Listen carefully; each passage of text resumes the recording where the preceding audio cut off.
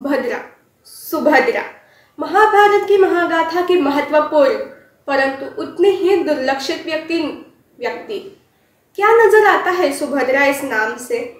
द्वारकाधीश श्री कृष्ण की लाडली बहन, धनुर्धारी अर्जुन की पत्नी या वीर पुत्र अभिमन्यु की मां? सुभद्रा के जन्म की दो कहानियां सुनने मिलती है। एक कंस के कारागार में योग माया और दूसरी कंसवध के पश्चात मथुरा में यादव कुल में रोहिणी माता की पुत्री। जन्म चाहे जैसा भी हो, इसकी जीवनी आश्चर्यकारक है। मथुरा में पली बढ़ी सुभद्रा ने जरासंध के मथुरा पर आक्रमण देखे, द्वारका का निर्माण देखा और सोने के द्वारका की लाडली राजकुमारी बन गई। द्वारका, इंद्रप्रस्थ और हस्तिनापुर आर्यवर्त के तीन प्रमुख शक्ति केंद्र थे। अगर हस्तिनापुर से द्वारका का संबंध जुड़ जाए तो कौरव पांडवों की लड़ाई बीच कौरवों को यादवों का ही सहाय मिलेगा। जिन राजकीय कारणों के लिए अनेक राजकन्याओं का ब्याह होता था, उनमें से एक होते हुए सुभद्रा बच गई, भ्राता कृष्ण के कारण। सोमनाथ, द्वारका के समीप एक ऐतिहासिक मंदिर। कहते हैं जब श्री कृष्ण को पता चला कि अर्जुन और सुभद्रा एक दूसरे पर मोहित हो गए हैं, तो उन्होंने रुक्मिणी द्वारा सुभद्रा को मंदिर भेजा और अर्जुन को हरण करने की सलाह दी। इस सुभद्रा हरण की कहानी में भी एक बड़ी ही रोचक बात है।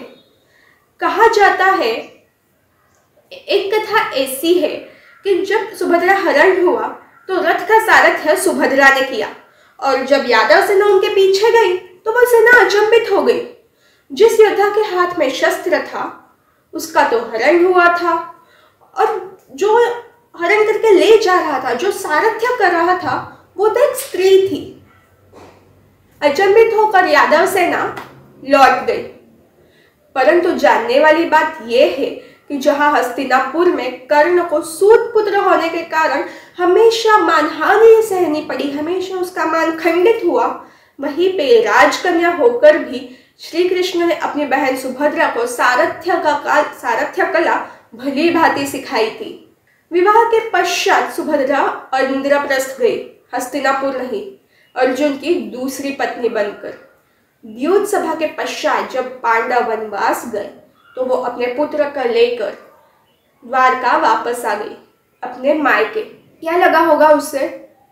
पांडव तो द्रौपदी के संग वनवास चले गए और वो अपने पति से 13 साल दूर रही, 13 साल अपने मायके रही।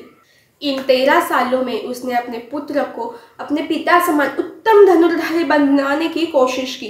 पांडव वापस आए, अभिमन्यु का विवाह हुआ और रणभूमि में युद्ध छेड़ा। क्या बीती होगी उस माँ पे जिसके युवा पुत्र की 7 महारथियों ने मिलकर हत्या की? क्या लगा होगा जब उसका नौजवान पुत्र का देह शिविर में लाया होगा? युद्ध के पश्चात कहा जाता है कि धर्मराज युधिष्ठिर ने 36 सालों तक राज्य किया और फिर पांडव द्रौपदी के संग स्वर्गारोहण के लिए निकल गए। पांडव और द्रौपदी। सुभद्रा हस्तिनापुर में थी। उस वक्त तक उसका मायका द्वारका डूब गई थी। भ्राता श्री कृष्ण की अवतार समाप्ति हो गई थी और यादवों ने आपस में लड़कर विनाश अपना लिया था। उस समय सुभद्रा ने जान लिया अब राजमहल में उसकी जरूरत मानो खत्म सी हो गई है और उसने अपनी बहू उत्तरा के साथ वनवास स्वीकार कर लिया। सुभद्रा की कहानी मुझे आज भी दिखाई देती है। उन स्त्रियों में जिनके पिता, भ्राता, पति, पुत्र सब बड़े ही कर्तृत्ववान होते हैं, बड़े बड़े कामों के लिए, श्रेष्ठ श्रेष्ठ कार्यों के लिए जाने जाते हैं और इन सब के महानता के बीच उस एक का अस्तित्व ढक जाता है। हाय फोक्स, हम हमेशा सुनते हैं कि आजकल की जनरेशन सिर्फ वेस्टर्न ट्रेंड्स की ओर ही अट्रैक्ट होती है और उन्हें हमारे कल्चर के बारे में, हिस्ट्री के बारे में ना तो पता है और ना ही इंटरेस्ट।